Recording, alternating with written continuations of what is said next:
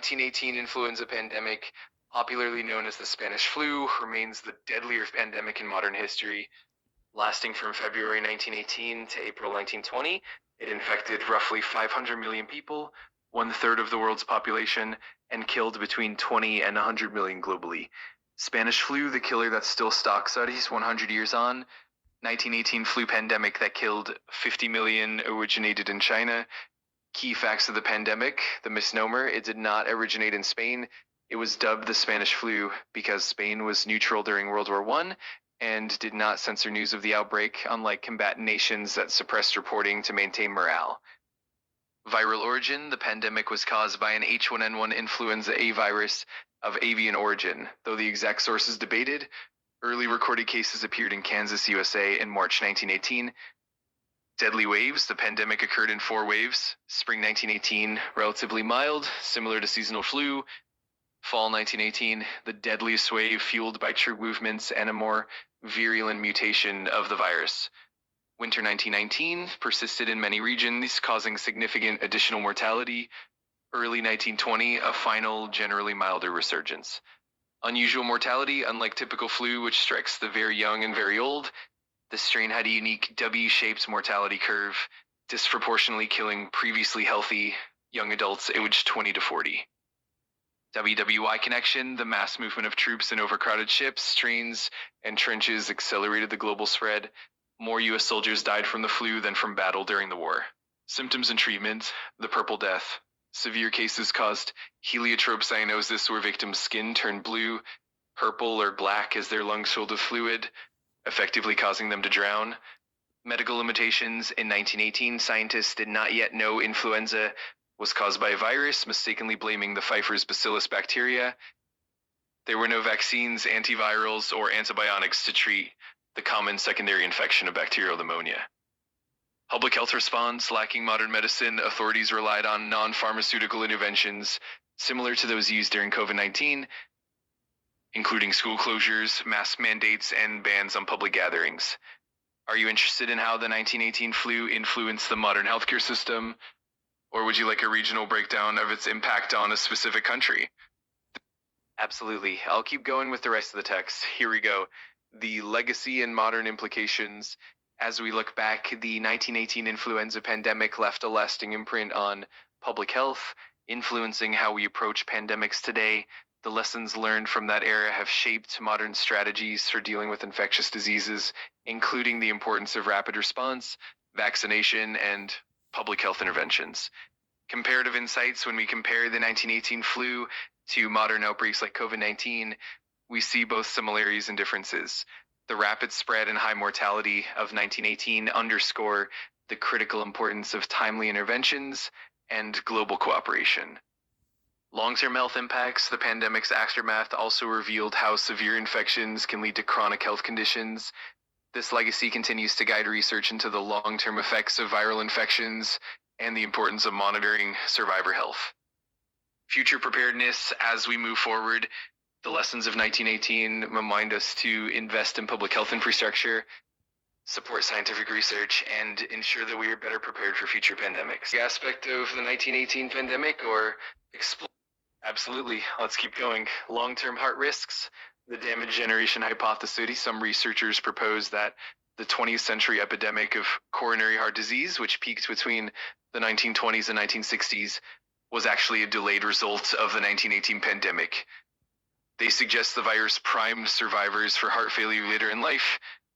Prenatal impact: a major study found that people who were exposed to the flu in the womb, born in 1919, were 20% to 25% more likely to suffer heart attacks after age 60 compared to those born just before or after the pandemic.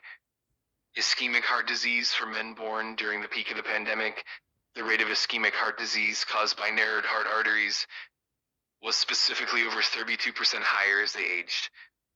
Immediate damage: while the flu primarily attacked the lungs, it also caused myocardial damage, heart muscle injury, and an estimated 90% of fatal cases during the 1918 pandemic.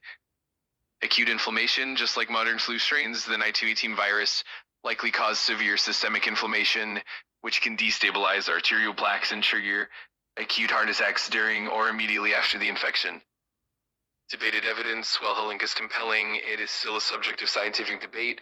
Some epidemiologists argue that other factors, such as the massive rise in cigarette smoking during the same era, were more likely responsible for the mid-century heart disease spike. Research and modern understanding. The 1918 pandemic also paved the way for advancements in virology and immunology. Today, we understand much more about viral transmission, the immune response, and the importance of vaccines in preventing widespread illness. Global health and cooperation. The 1918 flu highlighted the need for global collaboration in public health. Modern initiatives like the World Health Organization draw from these lessons to coordinate responses to health crises worldwide. Impact on medicine and public policy. The pandemic influenced public health policy, leading to the establishment of more robust health systems and the recognition of the importance of disease surveillance and early warning systems. Continued research, ongoing research into the 1918 flu helps us understand how viruses evolve and how our bodies respond, guiding the development of new treatments and preventive measures. A call to action as we face new health challenges. The story of the 1918 pandemic reminds us of the resilience of the human spirit and the importance of preparedness and solidarity. Let's continue on. Influenza vaccines in 1918. In 1918, there was no vaccine for the actual influenza virus because scientists hadn't discovered viruses yet. They mistakenly believed the pandemic was caused by a bacterium called Pfeiffer's bacillus. Despite this, millions of people did receive vaccinations during the pandemic, but these were aimed at the wrong targets. Bacterial flu vaccines. Researchers developed hundreds of thousands of doses of influenza vaccines based on bacteria like H. influenzae and pneumococcus. Secondary protection. While these shots couldn't stop the flu itself, they may have provided some protection against the bacterial pneumonia that followed the flu, which was the actual cause of death for most victims. Experimental trials. In some areas, vaccination was widespread. For example, roughly half the population of New South Wales, Australia, was inoculated with state-provided bacterial vaccines by 1919. In the US, the Mayo Clinic and other institutions distributed similar serums for free or at a cost. Military priority. Soldiers were often first in line for these experimental treatments as the military was desperate to stop the disease from decimating troops. The first true influenza vaccine targeting the virus was not developed until the late 1930s and was first approved for military use in 1945. The long-term impacts on survivors. In the years following the 1918 pandemic, researchers began to notice that survivors often face long-term health challenges. Many experienced chronic respiratory issues, heart disease, and a general decline in health as they aged. This led to increased research into the long-term effects of viral infections and the importance of monitoring the health of survivors over decades. Lessons for modern medicine. The 1918 flu taught us the critical importance of robust public health systems, the need for effective vaccines, and the value of global cooperation in combating pandemics. These lessons continue to shape how we respond to new infectious threats. The evolution of public health. Over the past century, the knowledge gained from the 1918 pandemic has led to advancements in epidemiology, virology, and health policy. Modern public health infrastructures built upon the experiences of past pandemics, ensuring better preparedness and quicker responses in the future. A lasting legacy. The 1918 influenza pandemic remains a pivotal event in the history of medicine. It not only shaped our understanding of infectious diseases, but also underscored the importance of resilience, adaptability, and scientific progress in safeguarding public health. Modern research and future directions. Today, the study of the 1918 pandemic continues to provide valuable insights. Scientists examine genetic data from the virus and survivors to understand how influenza viruses evolve and how our immune systems adapt. This ongoing research helps improve the development of more effective vaccines and antiviral treatments. Global health preparedness. The lessons learned from 1918 have been instrumental in shaping modern pandemic preparedness.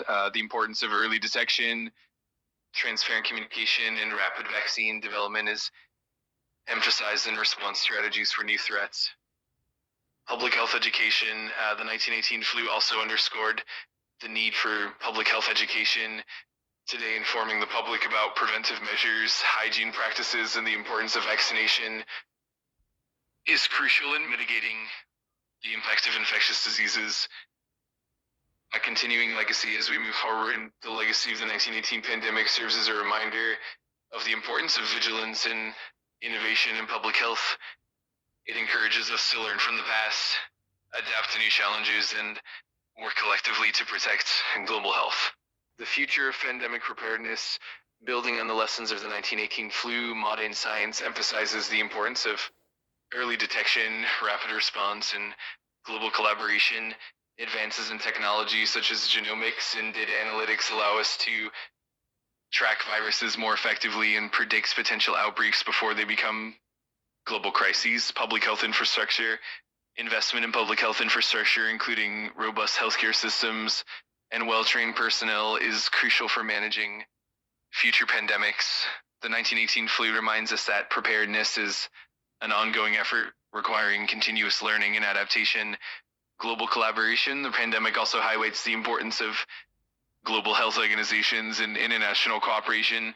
Sharing data, resources, and expertise across borders ensures a more unified and effective response to health threats. Resilience and innovation, the 1918 flu also serves as a testament to human resilience and innovation.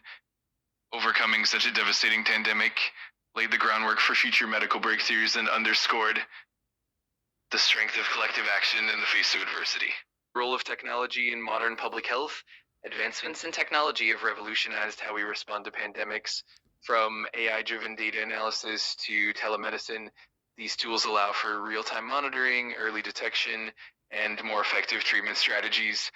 Education and public awareness, educating the public about health practices and preventive measures remains a cornerstone of effective pandemic response. The 1918 flu showed us that clear communication and public trust are essential in managing health crises. Global health equity, the 1918 pandemic also highlighted disparities in healthcare access. Moving forward, ensuring equitable access to medical resources and vaccines is crucial in building a resilient global health system. The ongoing legacy as we face new challenges. The 1918 flu remains a powerful reminder of how far we've come and how much further we need to go. It inspires continuous improvement in public health strategies and a commitment to safeguarding the well-being of all communities. Let's continue from where we left off. The influence on modern healthcare systems. The 1918 influenza pandemic had a profound impact on the evolution of modern healthcare systems. It highlighted the necessity of public health infrastructure and laid the groundwork for the development of epidemiology as a crucial field. Public health agencies such as the CDC drew lessons from 1918 to strengthen disease surveillance and response strategies. Long-term health monitoring, the pandemic underscored the importance of monitoring the long-term health of survivors. This has led to ongoing research into the chronic health effects of viral infections and the importance of providing continuous care and support to those affected. Advancements in vaccine development, the challenges of the 1918 flu paved the way for more sophisticated vaccine development. Today, the rapid creation and distribution of vaccines as seen in the COVID-19 pandemic are built upon the foundational knowledge gained from past influenza outbreaks, preparedness, and response. The 1918 flu taught us that preparedness is not just about immediate response, but also about building resilient systems that can adapt to new threats. This means investing in research, strengthening healthcare infrastructure, and fostering global partnerships, a vision for the future. As we look ahead, the legacy of the 1918 pandemic continues to guide our efforts in combating infectious diseases. With a focus on innovation, collaboration, and equity, we can build a healthier, more prepared world. Dietary changes and long-term health effects. The generation born around the 1918 pandemic, often referred to as the 1919 babies, grew up during a time of significant dietary shifts. The widespread introduction of processed foods such as cereals and vegetable oils played a major role in shaking their long-term health. The impact of processed foods as these individuals aged, the combination of prenatal exposure to the flu and the adoption of a diet high in refined sugars and seed oils contributed to an increased risk of chronic diseases later in life, including heart disease and diabetes. Dietary shifts over time. The early 20th century saw a transition from traditional diets rich in whole foods to more industrialized diets. This shift not only impacted physical health, but also influenced the prevalence of non-communicable diseases in later generations. Long-term health outcomes studies have shown that those exposed to the flu in utero or in early childhood often experienced different metabolic responses later in life, making them more susceptible to conditions like obesity, type 2 diabetes, and cardiovascular disease. Nutritional interventions. Recognizing these long-term impacts, modern public health initiatives emphasize the importance of balanced diets, whole foods, and nutritional education to combat these chronic conditions. A holistic approach. By understanding the interplay between early life exposures and diet, we can better address the long-term health of future generations. This holistic approach is key to promoting longevity and wellness.